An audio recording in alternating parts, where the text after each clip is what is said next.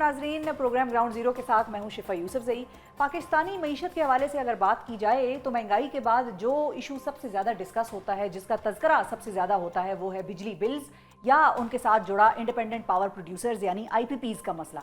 एक आम सारिफ से लेकर बड़े बड़े सनती यूनिट्स को हालिया महीनों में जिस मसले ने शदीद मुतासर किया है वो बिजली बिल्स हैं, जो कि इस साल गर्मियों में 440 वोल्ट के झटके की तरह सारिफीन को आकर लगे। IMF प्रोग्राम की भी पहली सहमाही मुकम्मल होने पर पाकिस्तान की मुआशी कारकर्दगी का जायजा लेने के लिए IMF वफ्द आज इस्लामाबाद पहुंच गया है, जिसमें दीगर शोबों के साथ साथ पावर सेक्टर की कारकर्दगी और इस सेक्टर के गर्दिशी कर्जों पर भी बात होगी। पावर सेक्टर के गर्दिशी कर्जे पर IMF का खास फोकस रहा है। अब ताज़ा तरीन आदाद शुमार के मुताबिक रवा माली साल के इख्तिताम तक पावर सेक्टर का गर्दिशी कर्जा 2.8 खरब रुपए की रिकॉर्ड सतह पर जाने का अंदेशा है, जबकि IMF ने पाकिस्तान को ये गर्दिशी कर्जा 2.3 खरब की हद तक महदूद रखने का टारगेट दे रखा है। IPPs की अगर बात की जाए तो मुल्क भर में ऑपरेट करने वाले 100 से ज़ायद IPPs की बिजली पैदा करने की कुल सलाहियत 45,000 मेगावाट से ज़ायद है, जबकि इन IPPs की 52% मिल्कियत हुकूमत पाकिस्तान के पास है। एक अंदाजे के मुताबिक पाकिस्तान रवा माली साल के दौरान IPPs को सिर्फ कैपेसिटी पेमेंट्स की मद में 2 खरब रुपए से ज़ायद की अदायगी करेगा। ये अदायगी IPPs के साथ होने वाले मुआहिदों के तहत उनको बिजली न बनाने की सूरत में भी अदा करना लाजमी है, जिसका बोझ बराह रास्त बिजली सारिफीन पर पड़ रहा है। साबिक निगरान वजीर गौहर एजाज के मुताबिक गुज़िश्ता माली साल के दौरान 46 अरब रुपए की कैपेसिटी पेमेंट 2 ऐसे IPPs को की गई हैं जिन्होंने 1 मेगावाट बिजली भी पैदा नहीं की। बात यहीं ख़त्म नहीं होती नाजरीन, साबिक वजीर का यह भी दावा है कि 370 अरब रुपए के कैपेसिटी चार्जेस 3 ऐसे IPPs को अदा किए गए हैं कि जिन्होंने सिर्फ 15% कैपेसिटी पर बिजली पैदा की है। हुकूमत ये दावा कर रही है कि IPPs और इनसे जुड़े गर्दिशी कर्जे के मसले को हल करने के लिए एक प्लान मुतारिफ करवाया जा रहा है, जिसके मुताबिक 18 IPPs के साथ टेक एंड पे पॉलिसी के तहत अगले हफ्ते तक अदायगियों का एक मुआहिदा होने जा रहा है और इन अदायगियों में सूद शामिल नहीं होगा और सिर्फ पैदा की गई बिजली की मद में ही हुकूमत पाकिस्तान चार्जेस अदा करेगी। इसी तरह हुकूमत ने 5 गैर फ़ाल IPPs को भी बंद करने का फैसला किया है, जिनकी कुल कैपेसिटी 2400 मेगावाट है और इसमें एक प्लांट ऐसा भी है कि जिसकी बिजली बनाने की लागत 745 रुपए फ़ी यूनिट बताई जा रही है। एक अंदाजे के मुताबिक 1994 में लगाए गए IPPs अपनी इब्तदाई सरमायाकारी पर अब तक 20% से ज़ायद का मुनाफा कमा चुके हैं, जबकि 2008 में 11.5 अरब रुपए की सरमायाकारी से लगने वाले एक IPP गुज़िश्ता 16 सालों में 210 अरब रुपए से ज़ायद का मुनाफा कमा चुकी है। महंगे बिजली बिल्स और IPPs के इस जंजाल में उलझे अवाम को हुकूमत ने अब विंटर पैकेज के तहत बिजली बिल्स में रिलीफ देने का ऐलान तो कर दिया है।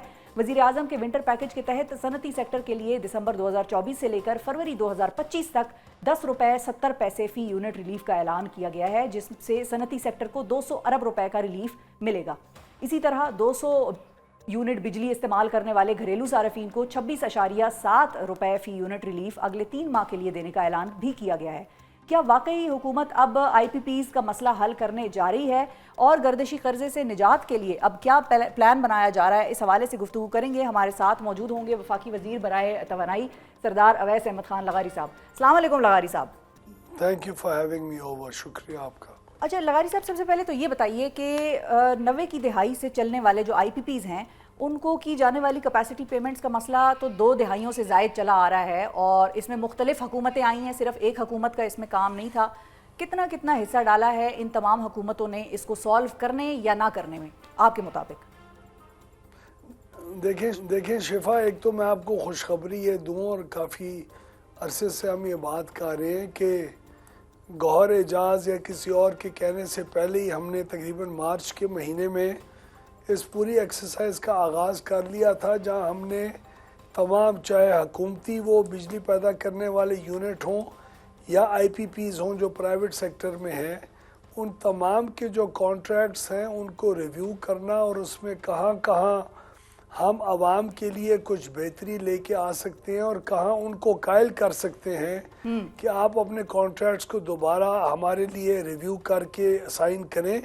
ये हमने मार्च में इसका आगाज़ किया था और आपको खुशी होगी ये बात सुन के कि अगले तकरीबन 1 से 1.5 महीने के अंदर अंदर एक तो 5 IPPs को कर चुके, बाकी 8 शुगर मिलों वाले IPPs को भी कर चुके कि अब काबीना के अंदर उसकी समरी जा चुकी है और बाकी तमाम बिजली पैदा करने वाले यूनिट्स को अगले 1.5 महीने में हर कर चुके होंगे। तो इसके बाद 1.5 महीने के बाद कोई ऐसा बिजली पैदा करने वाला मंसूबा या कोई प्लांट नहीं होगा जो किसी भी सूरत में अपने हक के मुताबिक से जायद लोगों को चार्ज कर रहा होगा या हमें चार्ज कर रहा होगा। सही है। और उसके अंदर बहुत खातिर खा यानी कोई 1800 अरब रुपए की 1800 अरब रुपए की आपको अगले चंद सालों के अंदर इन IPPs की ज़िंदगी की मियाद के अंदर आपको तकरीबन कोई 2000 अरब रुपए के करीब इंशाल्लाह जो बचत है वो शहबाज शरीफ साहब की ये हुकूमत अगले 1.5 महीने तक टास्क फोर्स के ज़रिए करवा के आपको खुशखबरी दे चुकी होगी इंशाल्लाह। That's good news, that's good news. ये गर्मियों से पहले मिल जाएगा लगारी साहब 2000 अरब का रिलीफ जो आप बात कर रहे हैं?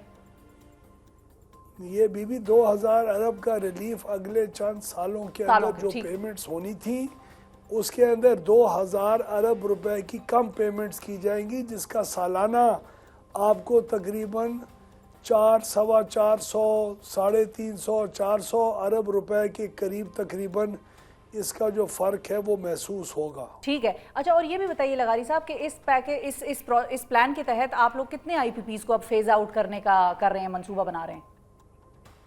All of them, I'm talking of across the entire landscape of power generation. चाहे वो हुकूमत के हों या हमारे अपने हों, ओन्ड हों या IPPs हों, हम चाइनीज़ जो प्लांट्स हैं उनके अंदर भी उनकी डेट रीप्रोफाइलिंग की एक्सरसाइज के ज़रिए ये जो फ़ायदा है ये आवाम को ट्रांसलेट करने की कोशिश करेंगे, उनकी लोन्स को रीप्रोफाइल करके इंशाल्लाह। ठीक है। अच्छा, और ये भी बताइए लगारी साहब कि ये IPPs तो 94 से लगना शुरू हुए थे जब बेनज़ीर साहिबा का पहला दौर था, वहाँ से लेकर अब तक हम क्यों इतने सालों में काम नहीं हो सका या क्यों नहीं कर सके? कहीं रुकावट थी कोई जो अब आप लोग एड्रेस कर रहे हैं? उसकी वजूहात होंगी जी, मुख्तलिफ वजूहात होंगी। कभी हम इतने जी डेस्परेट थे कि आज ही लोड शेडिंग ख़त्म करनी है, तो हम लोगों ने सही वक्त के ऊपर सही मनसूबा बंदी और देर पा मनसूबा बंदी के बजाय जिस तरह होता है कि जब आन पड़ेगी मुसीबत तब जी देखी जाएगी, उस किस्म की प्लानिंग के मुताबिक ये बदकिस्मती से हम 1990 से लेके अब तक तमाम इस चीज़ के ज़िम्मेवार हैं कि प्रॉपर लॉन्ग टर्म प्लानिंग नहीं हुई और हमने एक मार्केट नहीं क्रिएट की जिसके ज़रिए हुकूमत सिर्फ बिजली का पैदावार, ख़रीदार और बेचने वाले के बजाय मार्केट में ख़रीदारों को और ख़रीदने वालों को और बेचने वालों को ख़ुद ऑपरेट होने दें।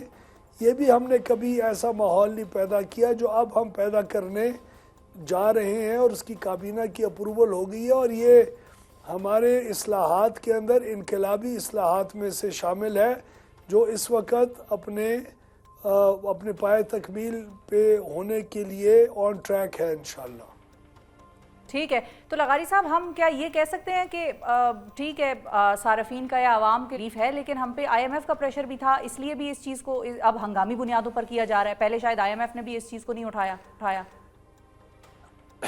मेरे ख्याल में IMF ने अगर कुछ किया है तो वो हमारे अंदर एक ख़ास हद तक डिसिप्लिन इंस्टिल कर रहे हैं जो कि कुछ फिस्कल डिसिप्लिन और हमें अपना रीस्ट्रक्चरिंग का, रिफॉर्म्स का, मैं IMF के प्रोग्राम को एक पॉजिटिव रोशनी में देखता हूँ, लेकिन बहुत कुछ आज ऐसी चीज़ें हैं जो हम कर सकते हैं लेकिन जब तक IMF ऑन बोर्ड ना हो हम नहीं कर सकते, तो उसके लिए एक काफ़ी कोशिश करनी पड़ती है। लेकिन ये जो अभी आपने 3 महीने का पैकेज देखा ये भी हमने उनको बात मनवा ली क्योंकि सेक्टर के लिए, मईशत के लिए, कंज्यूमर्स के लिए और हमारी इकॉनमी के लिए अच्छी चीज़ थी। तो आई एम श्योर और भी जो अच्छी प्रपोजल्स हम उनके पास आइंदा चंद दिनों में या हफ्तों में लेके जाएंगे वो उसको एक्सेप्ट करके और हमें इकोनॉमिक हमारी एम्पावरमेंट के लिए मूव करने देंगे इंशाल्लाह। सही है, लेकिन मिनिस्टर साहब ये भी बताइए कि सर्दियों में तो वैसे भी जो बिजली का यूजेज है वो कम हो जाता है,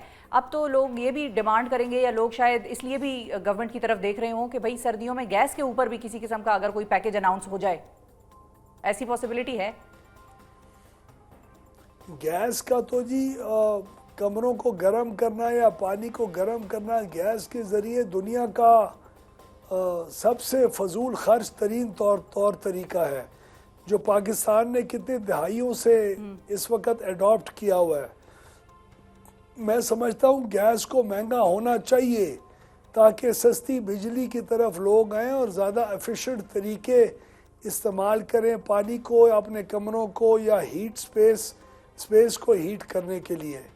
تو یہ تو ایک ہم لوگوں نے جان بوجھ کے ابھی حالات کو دیکھتے ہوئے یہ بھی سامنے لے کے آئے ہیں کہ سردیوں میں بجلی کا اضافی استعمال اتنا سستا کر دیں کہ لوگ گیس کے بجائے بجلی کو استعمال کریں، اور گیس جیسی جو بہت ایک ریئر کموڈٹی ہے اس کو پاکستان کی جو انڈسٹری ہے، پاکستان کے جو پاور پلانٹس ہیں، پاکستان کے جو فرٹیلائزر پلانٹس ہیں، وہ بہتر قیمتوں پہ استعمال کر کے اور اس کو زیادہ ہماری معیشت کو مستفید کر سکے اس سے۔ صحیح ہے، لیکن پھر ابھی اس پوائنٹ تک پہنچنے میں تو ہمارا ٹائم لگے گا، کیونکہ ہماری بجلی اور گیس کے ریٹس میں اتنا زیادہ فرق تھا کہ عوام چاہتے نہ چاہتے بھی اس ریئر کموڈٹی یعنی کہ گیس کی طرف چلی جاتی تھی سردیوں میں، اور بجلی کی کنزمپشن ہماری اس طرح سے۔ لیکن اب یہ فرق شفا ہم نے بہت حد تک، بلکہ بہت زیادہ حد تک دور کر لیا ہے۔ 26 روپے کا یونٹ کے اندر کوئی کیپیسٹی چارج نہیں ہے، صرف یہ فیول کی کاسٹ ہے۔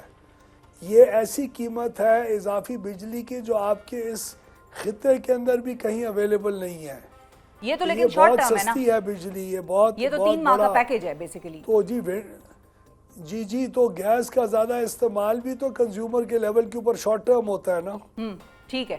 اچھا ایک اور چیز بھی لغاری صاحب، وہ بھی میں پوچھنا، ریپلیسمنٹ کی بات کر رہے ہیں۔ بالکل۔ اچھا میں یہ بھی پوچھنا چاہوں گی کہ ہم نے اوور دا ایئرز یہ بھی مختلف حکومتوں سے یا مختلف اعلانات اس طرح کے بھی سنے کہ ظاہر ہے وہ جو گیس تھی اور وہ ایک ریئر کموڈٹی تھی وہ ختم ہونے لگ گئی، وہ اور زیادہ اسکارس ہو گئی، تو ہم نے یہ اعلانات بھی سنے کہ بھئی پاکستان میں چوتھا بڑا ذخیرہ نکل آیا اور 5واں بڑا ذخیرہ نکل آیا، تو وہ جو ذخیرے نکلتے رہے گیس کے، اس کا کوئی فائدہ نہیں ہو سکا یا وہاں تک ہم نہیں پہنچ سکے اس کو یوز کرنے تک؟ ان ذخیروں کا معاملہ بھی ذرا کلیئرٹی دیں، اس پر کیا ہے ہمارا؟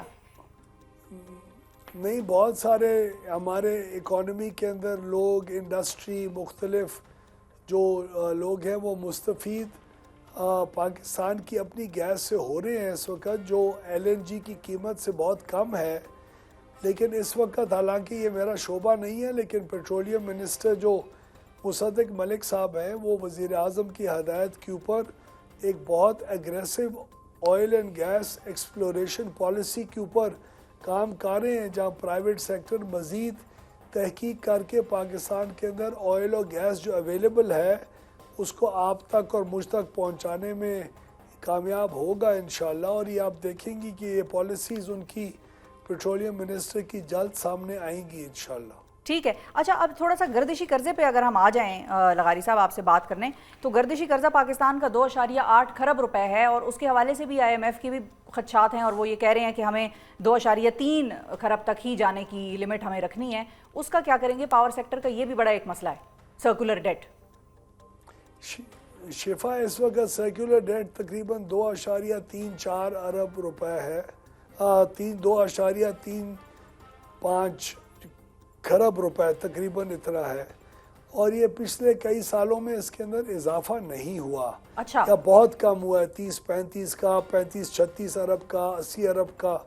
تو اس میں اب اضافہ جو پہلے ہوتا تھا وہ اب نہیں ہو رہا، کیونکہ حکومت ہر سال کے بجٹ کے اندر نقصانات کو ایبزارب کر رہی ہے، اپنے بجٹ کا حصہ بنا رہی ہے، جو پہلے ایک گردشی قرضے کی طرف پھینک دیتی تھی۔ اس سال ہمیں امید ہے ہمارا فرسٹ کوارٹر کا جو پہلے 3 مہینے کی کارکردگی جولائی، اگست، سپٹمبر کی رہ گئی ہے میرے پاور ڈویژن کی، اس میں اگر ہم نے 225 ارب روپے کا نقصان کرنے کو بجٹ کیا ہوا تھا اور اس تک کی ہمارے پاس سپیس تھی، اس کے بجائے ہم نے صرف 73 یا 74 ارب کا نقصان کیا ہے۔ تو پچھلے 3 مہینے کے اندر ہی الحمدللہ ہم نے تقریباً کوئی 150 ارب روپے، 170 ارب روپے کا جو ایکسپیکٹڈ نقصان تھا اس سے کم کیا ہے۔ تو آج پاکستان کی عوام ہماری محنت اور اللہ تعالیٰ کی مہربانی کی وجہ سے ان 3 مہینوں میں 175 ارب روپے زیادہ فائدے میں رہی ہے، جو اس نے نہیں رہنا تھا ہمارے پلان کے مطابق. تو یہ بہت خوش آئند بات ہے اور ہم سمجھتے ہیں کہ یہ اب ہماری جو بورڈز کو چینج ہم نے کیا ہے, جو گورننس کے اندر ہم زیادہ محنت کر رہے ہیں, پوری پالیسی ریفارمز لے کے آ رہے ہیں, اس کے ثمرات ہمیں ان 3 مہینے کے اندر ملنا شروع ہو گئے ہیں, جو کہ آج عوام کے سامنے ایک ریکارڈ کا حصہ ہے. اچھا, اور جاتے جاتے لغاری صاحب یہ بھی بتاتے جائیے کہ اب بجلی کے ریٹس کی کیا سچویشن ہوگی؟ کیا ہم آئی ایم ایف کے کہنے پہ مزید ان کو بڑھائیں گے؟ کیونکہ میکسیمم اضافہ تو جتنا گورنمنٹ شاید کر سکتی تھی اتنا تو کر چکے ہیں, اب مزید بڑھیں گے یا نہیں؟ حکومت نے اتنا اضافہ کیا جتنا اس کے اخراجات کو پورا کرنے کے لیے ضروری تھا. اب ہم بہت پچھلے کئی مہینے سے میاں نواز شریف صاحب, شہباز شریف صاحب پرائم منسٹر کی انسٹرکشن کے اوپر بہت محنت کر کے کوشش کر رہے ہیں کہ انشاءاللہ فروری, مارچ یا اپریل کے مہینوں کے اندر اس کے پہلے ہم لوگ اس قسم کی کوئی راستہ نکالیں اور آئی ایم ایف کے ساتھ مل کے نکالیں جہاں بجلی کی قیمتیں کم از کم 8-10 روپے فی یونٹ سے جس کے اندر کمی آ سکے, اور ہم وہ پاکستان کو ایک سستی بجلی فراہم کرنے کی پوزیشن میں ہوں. ہم اگلے 3 مہینے کے اندر تو اس پوزیشن میں آ چکے, جو ہم نے جتنی بھی وافر بجلی تھی اس کو ہم نے 26 روپے یونٹ کے اوپر کر دکھایا. یعنی جو دکاندار 70 روپے کی بجلی لے رہا تھا وہ آج 26 کی لے گا, جو انڈسٹریلسٹ 20 روپے یونٹ کم لے گا, جو گھر پہ استعمال کرنے والے کنزیومرز ہیں ان کو بھی 15-20 روپے فی یونٹ کا اس میں بہتری اور فرق پڑے گا. تو یہ ان 3 مہینوں کے لیے تو کر دکھایا. جب ہمارے پاس بجلی وافر تھی تو اصل چیلنج اس وقت آئے گا جب بجلی وافر نہیں ہوگی اور ہمارے مہنگے پلانٹ چلیں گے اور کیپیسٹی پیمنٹ بھی ہمیں ایکسٹرا پے کرنی پڑے گی. اس وقت بجلی کی قیمتوں کو کم کرنا میں سمجھتا ہوں ایک چیلنج ہے. اگلے سال آپ کا یہ چیلنج تقریباً یہ جو 3 مہینے کا پیریڈ ہے یہ شاید 6 مہینے کا انشاءاللہ ہو جائے. اس سال کے پروگرام پہ ڈیپینڈ کرتا ہے اس کی پرفارمنس پہ. بالکل صحیح ہے, بہت شکریہ ادا کریں گے. ناظرین, وفاقی وزیر برائے توانائی سردار اویس احمد خان لغاری صاحب ہمارے ساتھ موجود, اور منسٹر صاحب نے مختلف باتیں اور مختلف اعلانات گڈ نیوز عوام کے لیے چھوڑی ہے ہمارے پروگرام میں کہ اگلے آنے والے سالوں میں 2000 ارب روپے جو ہے وہ آئی پی پیز کی مد میں حکومت پاکستان ریلیف دینے کی کوشش کرے گی, اور 3 ماہ کا پلان تو ہم نے ناظرین آپ کو بتا دیا. منسٹر صاحب نے بھی اس کی تصدیق کر دی.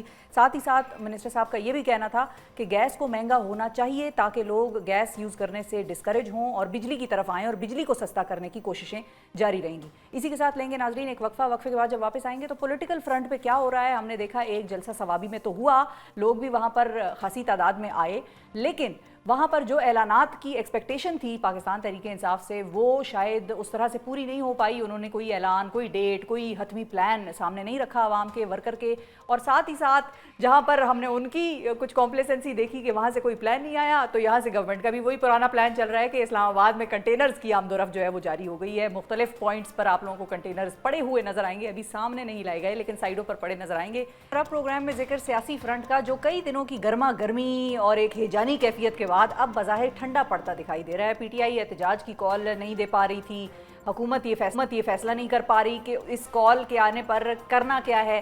27ویں آئینی ترمیم کے ابتدائی شور کے بعد آگے کا راہ عمل کیا ہوگا, مختلف لوگ مختلف سوالوں کے جواب ڈھونڈ رہے ہیں. ثوابی جلسے سے قبل پی ٹی آئی قیادت احتجاج کے لیے حتمی حکمت عملی اور عیخ دینے کا اعلان کر رہی تھی کہ اب یہاں پر جو ہم اعلان کریں گے وہ بہت بڑا ہوگا, اور وزیر اعلیٰ خیبر پختونخوا علی امین گنڈاپور بھی کچھ اسی انداز میں ایک جامع حکمت عملی دینے کے ہی دعوے کرتے سنائی دیے تھے.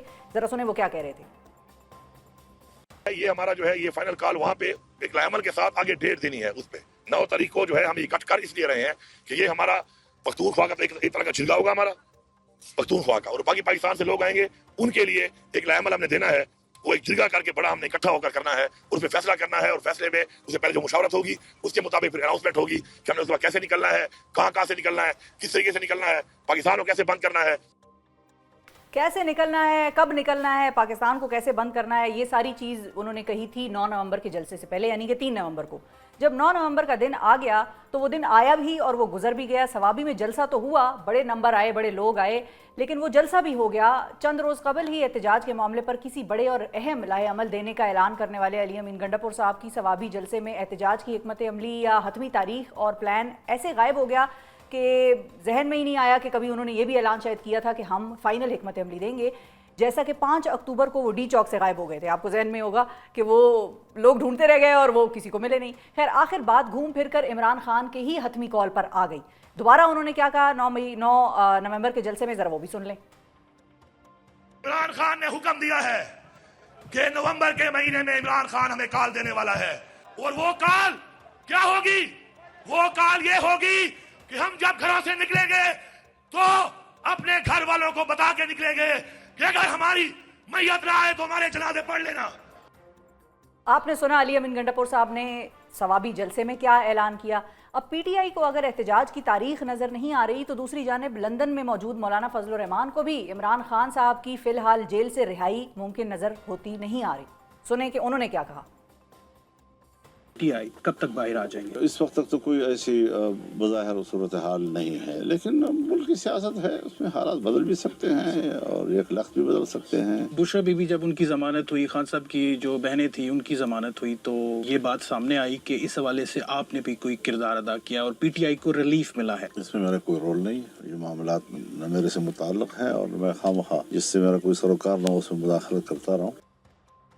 پی ٹی آئی اگر آخر احتجاج کے معاملے پر پھنسی ہوئی کہاں ہے، یہ سوال ہے جس کا جواب ڈھونڈنا ہے، اور آنے والے دنوں میں اب کیا ہونے جا رہا ہے، اس پر بات کرنے کے لیے ہمارے ساتھ موجود ہیں پاکستان تحریک انصاف کے رکن قومی اسمبلی جنید اکبر خان صاحب۔ السلام علیکم خان صاحب۔ سر یہ بتائیں کہ جو کال کا معاملہ ہے یا جو فائنل حکمت عملی کا معاملہ ہے وہ کہاں پر پھنسا ہوا ہے پی ٹی آئی کی طرف؟ بسم اللہ الرحمن الرحیم، بڑی مہربانی، شکریہ جی۔ اصل میں جی ثوابی کی جلسے میں بھی جو ورکر آئے تھے اسی امید پہ آئے تھے کہ اسی جلسے میں جو ہے وہ فائنل کال کا اعلان کریں گے اور ڈیٹ دیں گے، لیکن قیادت نے پتہ نہیں کیا سوچ سمجھ کے فیصلہ کیا ہوگا، اور اس میں میں یہ نہیں کر سکتا ہوں، مجھے بھی کیونکہ میں مختلف، ایک تو میری پارٹی سے 96 سے میرا تعلق ہے، 3 دفعہ میں نے رہ چکا ہوں ایسا یونین کونسل سے لے کے صوبے مرکز میں بہت کم عہدے رہ گئے ہوں گے جس پہ میں نہیں رہا ہوں، تو میرا ابھی تک زیادہ ہوتا ہے لوگوں سے، تو لوگوں میں ورکر میں انتہائی زیادہ فرسٹریشن ہے۔ میں یہ آپ کو کہوں گا کہ اس دفعہ اگر ہمیں ووٹ ملا تھا تو صرف اس وجہ سے ملا تھا کہ خان کو آپ نے نکالنا ہے، اور آج تک یہ اتنے ٹائم ہو گئے، 6-7 مہینے سے پہلے بھی 2 دفعہ میں نے رہ چکا ہوں، تو لوگ آتے تھے تو کسی کا کمبا چاہیے تھا، کسی کو کلاس 4 چاہیے تھی، کسی کی ٹرانسفر تھی۔ یقین کرے آج تک جو کسی نے یہ نہیں ڈیمانڈ نہیں کی، یہی ہمارے ورکر، ہماری ووٹر کا یہی ہے کہ خان کب نکلے گا، تو ورکر میں کافی فرسٹریشن بڑھ رہی، میں بھی ان میں ہوں جو تھے، لیکن کیونکہ آپ کے جواب سے بھی یہی لگ رہا ہے کہ آپ بھی اتنے ہی اس سارے معاملے پہ حیران پریشان ہیں جتنا کہ میڈیا حیران ہے کہ بھئی جو کال کا ایک بلڈ اپ ہوا تھا اور ایک اعلان ہوئے تھے کہ بھئی یہ اس دفعہ آخری ہوگا لائحہ عمل اور ہم بتائیں گے، کیونکہ شیخ وقاص اکرم صاحب کی بھی اگر میں بات کروں تو شاید ان کے حوالے سے بھی ایک بیان منسوخ کیا جا رہا ہے کہ انہوں نے کہا ہے کہ وہ بھی کوئی جو کال ہم دیں گے وہ حتمی نہیں ہوگی اور کالز آتی رہیں گی۔ نہیں، لیکن اس میں یہ ہے کہ میں قیادت پہ تنقید اس لیے نہیں کر سکتا ہوں کہ یہ جو جتنے عہدے دیے خان نے دیے، کوئی الیکشن کے ذریعے یا کسی اور نہیں ہوا، خان نے نامینیٹ کیا۔ جب خان نے کسی کو نامینیٹ کیا اور خان اینی ٹائم اس کو اگر خان نہ چاہے اور خان اس سے مطمئن نہیں تو وہ ہٹا بھی سکتے ہیں، تو آج تک جو ثوابی جلسے کے بعد بھی خان صاحب کا سٹیٹمنٹ آیا تو وہی کہہ رہے کہ جو وہاں پر جو تقریری ہوئی خان نے اس کو اون کیا، تو اس سے ظاہر ہوتا ہے کہ جو ہو رہا ہے خان صاحب کے کہنے پہ اس کے مشورے سے ہو رہا ہے۔ اچھا یہ بھی کیونکہ آپ نے اس کی بات کی عہدوں کی، سننے میں یہ بھی آ رہا ہے، کہیں سے خبریں آ رہی ہیں اڑتی کہ شاید خان صاحب کچھ پوزیشنز کی شفلنگ بھی کریں۔ نہیں، ایسی کوئی بات ابھی تک نہیں، اگر ہے تو اس کی وہ کر سکتا ہے، اس میں کوئی نہیں، ووٹر بھی اس کا ہے، پارٹی بھی اس کی ہے اور اس کا ہے، اختیار ہے جس کو کر سکتا ہے، لیکن میرا نہیں خیال کہ ایسی کوئی بات ہے کہ عہدے جو ہے ریشفل ہو رہا ہے۔ ابھی تک تو کوئی ایسی بات نہیں ہے. لیکن مجھے جو سب سے زیادہ پریشانی ہے یہ ہے کہ کیونکہ ورکر میں فرسٹریشن بہت زیادہ بڑھ رہی ہے, اور اگر یہ لوگ قیادت کے بغیر کیا ڈیمانڈ کر رہا ہے, وہ یہی ڈیمانڈ کر رہا ہے کہ خان کب نکلے گا, اور اگر یہ ورکر قیادت کے بغیر نکل آئی تو یقین کرے یہ ریاست کے لیے بھی انتہائی خطرناک ہے, اور جمہوریت کے لیے, اس ملک کے لیے انتہائی خطرہ. اللہ پاک نہ کرے کہ اتنی مایوسی بڑھ جائے ورکر کی کہ وہ قیادت کے بغیر نکل آئے. اچھا, اب مولانا صاحب کا بھی میں نے سنوایا, ناظرین کو بھی, آپ کو بھی, کہ وہ یہ کہہ رہے ہیں کہ مجھے ابھی نہیں لگ رہا عمران خان کا باہر آنا. پی ٹی آئی دوسری طرف یہ کہہ رہی ہے کہ نومبر کا مہینہ, پتہ نہیں نومبر کے مہینے میں کیا آپ لوگ دیکھ رہے ہیں, کیونکہ مولانا صاحب تو کہہ رہے ہیں کہ مجھے کچھ خاص چیز ہوتی نظر نہیں آ رہی.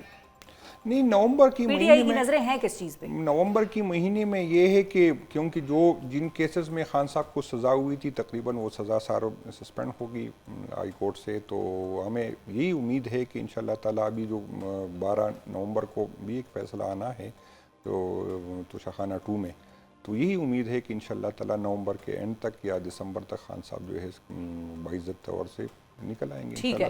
اچھا, اور کیا مولانا صاحب کے ساتھ, اجگزئی صاحب کے ساتھ کچھ مل کر تحریک کا معاملہ آگے بڑھتا نظر آ رہا ہے پی ٹی آئی کا؟ انشاءاللہ مولانا صاحب سے بھی, اجگزئی صاحب سے بھی ہمارا ہے رابطہ ہے, اور انشاءاللہ کوشش کریں گے. اور یہ جب بھی اپوزیشن میں لوگ ہوتے ہیں تو اکٹھے اسٹریٹجی بناتے, حکومت والے اکٹھے بناتے ہیں, تو ہماری ہے مولانا صاحب سے ریگولر ہمارا رابطہ ہے. بلکہ جو 27ویں آئینی ترمیم میں بھی ہمارے اور مولانا صاحب تقریباً ایک پیج پہ تھے, تو ہمارا ہے انشاءاللہ تعالیٰ کوشش ہماری یہی ہے کہ ہم مشترکہ طور پر اگر کوئی اسٹریٹجی بنائے تو اپوزیشن کی ساری پارٹیوں کو اکٹھے لے کے جائیں. بہت شکریہ ادا کریں گے. جنید اکبر خان صاحب ناظرین ہمارے ساتھ موجود تھے, اور ان کا یہی کہنا تھا کہ ورکر میں اس چیز کی فرسٹریشن موجود ہے. وہ انتظار کر رہا تھا کہ ثوابی جلسے میں کسی قسم کا کوئی فائنل اعلان کیا جائے, کوئی حکمت عملی دی جائے, لیکن چونکہ وہ سامنے نہیں آئی تو ان کو یہ خدشہ ہے کہ کہیں ورکر لیڈر لیس پروٹیسٹ اور احتجاج کی طرف خود سے نہ چلا جائے اور اس کو کوئی کنٹرول کرنے والا نہ ہو.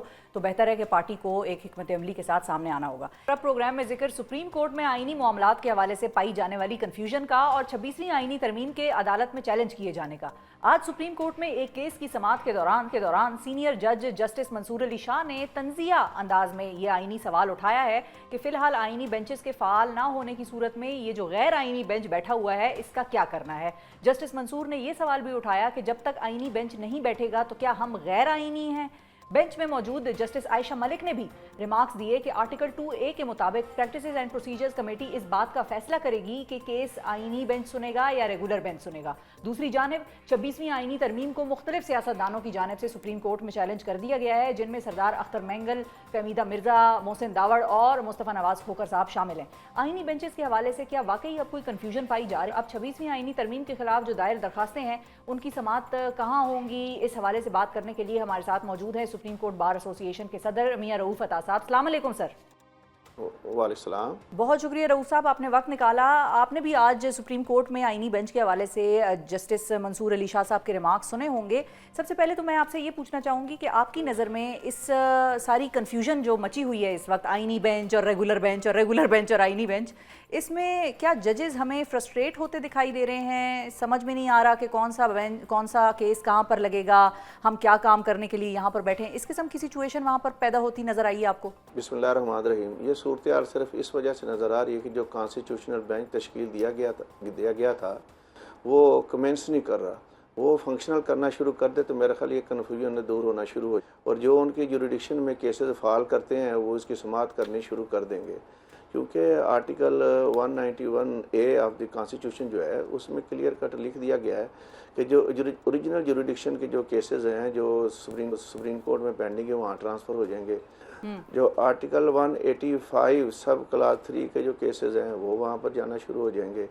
جو ایڈوائزری جوریڈکشن سے ریلیٹڈ کوئی کیس ہے وہ وہاں پر جانا شروع ہو جائیں گے. وہ جوریڈکشن کا تعین تو آرٹیکل 191 میں کر دیا گیا ہے. اگر مزید کوئی کنفیوژن آتی ہے تو وہ اس کو دور کیا جا سکتا ہے. یہ پروسیجرل قسم کی کنفیوژن ہے, یہ دور ہو سکتی ہے.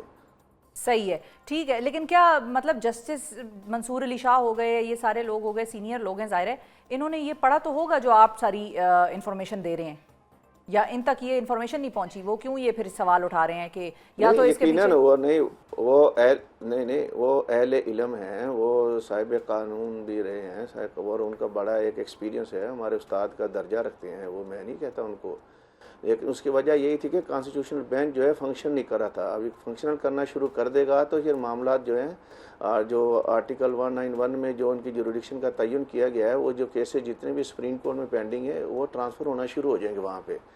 تو امید ہے کہ یہ آنے والے دنوں میں جب فنکشن شروع ہو جائے گا تو یہ سارے کیسز وہاں ٹرانسفر ہونا شروع ہو جائیں گے. اوریجنل ٹھیک ہے. اور اچھا اب یہ بتائیے رؤوف صاحب کہ یہ جو لیگل لائن ہے جو کیسز ہیں یعنی ہائی کورٹ سے کوئی ایسے فیصلہ جات جن دیے گئے ہوں جن میں کوئی قانونی نکات کی تشریح درکار ہو یا کوئی question of law as to the interpretation of the constitution ہو وہ وہاں ٹرانسفر ہونا شروع ہو جائیں گے. اچھا رؤوف صاحب یہ بتائیے کہ 26ویں آئینی ترمیم کے خلاف اب مختلف پٹیشنز جو ہیں وہ سامنے آ رہی ہیں جبکہ جسٹس منصور علی شاہ اور جسٹس منیب اختر گزشتہ ہفتے چیف جسٹس یحییٰ آفریدی کو یہ خط بھی لکھ چکے ہیں کہ 26ویں آئینی ترمیم کے خلاف پٹیشنز کا جو معاملہ ہے وہ فل کورٹ کے سامنے ہی رکھا جائے کیونکہ وہی طے ہوا تھا.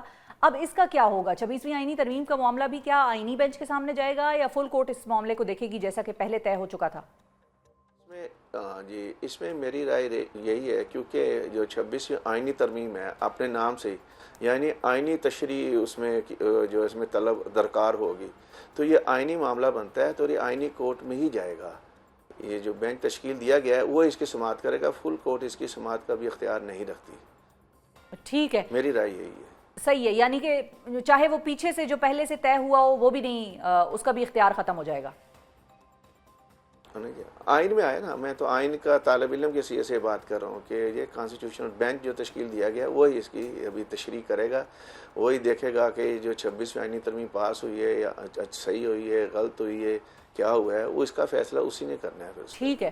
اچھا اور فائنلی یہ بھی بتا دیجئے کہ لیکن میں ویسے بتا دوں لیکن ویسے تو پارلیمنٹ سے پاس کردہ کوئی بھی جو آئینی ترمیم ہے ان میں باقاعدہ لکھا ہوا ہے وہاں پہ کہ کوئی کورٹ جوریڈکشن نہیں رکھتی کہ وہ اسٹرائک ڈاؤن کرے اسی طرح کی آئینی کوئی ترمیم کو. وہ بھی لکھا ہوا ہے آئین کے اندر لکھا ہوا ہے وہ بھی وہاں پہ. صحیح ہے. اور جو پبلک کے حوالے سے یا ہیومن رائٹس کے حوالے سے جو معاملہ ہے سوائے اس کے یہ بات بھی لکھی ہے نا یا نہیں؟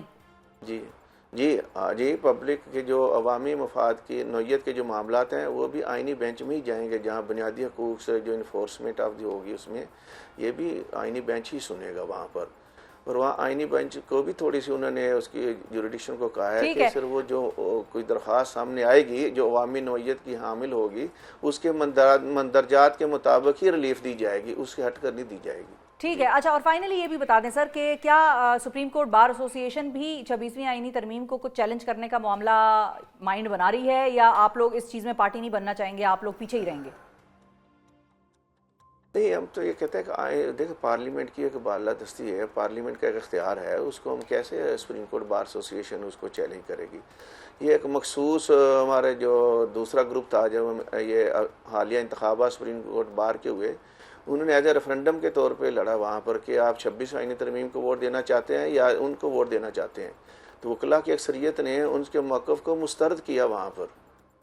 26 آئینی ترمیم جو ہے ہم آئین پارلیمنٹ کی بالادستی بھی مانگتے ہیں کہتے ہیں اور ہم چاہتے ہیں ہر ادارہ جو آئین کے اندر اس کی حدود کا تعین ہے اس کے اندر ہے کہ اپنے کارہائے سر انجام دے, اپنے جو فنکشن پرفارم کرے. ہم تو اس میں کوئی رکاوٹ نہیں چاہتے کہ دوسرا ایک دوسرے میں رکاوٹ بنے. بالکل صحیح ہے جی, بہت شکریہ ادا کریں گے میاں رؤوف عطا صاحب, صدر سپریم کورٹ بار ایسوسی. واضح کر دیا ہے کہ سپریم کورٹ بار ایسوسی ایشن جو ہے وہ آئین کی بالادستی اور پارلیمنٹ کی بالادستی اور ان کے قانون بنانے یا قانون سازی کرنے کے جو اختیارات ہیں ان کی بالادستی میں بلیو رکھتی ہے, اس لیے وہ اس معاملے میں آگے نہیں بڑھے گی. ساتھ ہی ساتھ انہوں نے یہ بھی بتایا کہ واضح کر دیا فرق کہ آئینی بینچز میں ہی آئینی قسم کے جو کیسز ہیں پٹیشنز ہیں وہ لگیں گی اور آئینی بینچ ہی اس کو سنے گا. فل کورٹ بینچ جو ہے اس معاملے میں اب کسی قسم کا اختیار نہیں رکھتا میاں رؤوف کے مطابق. اب اسی کے ساتھ ناظرین آج کے پروگرام سے مجھے دیجیے اجازت. اپنا بہت خیال رکھیے, ہمیں اور پاکستان کو دعاؤں میں یاد رکھیے. اللہ حافظ.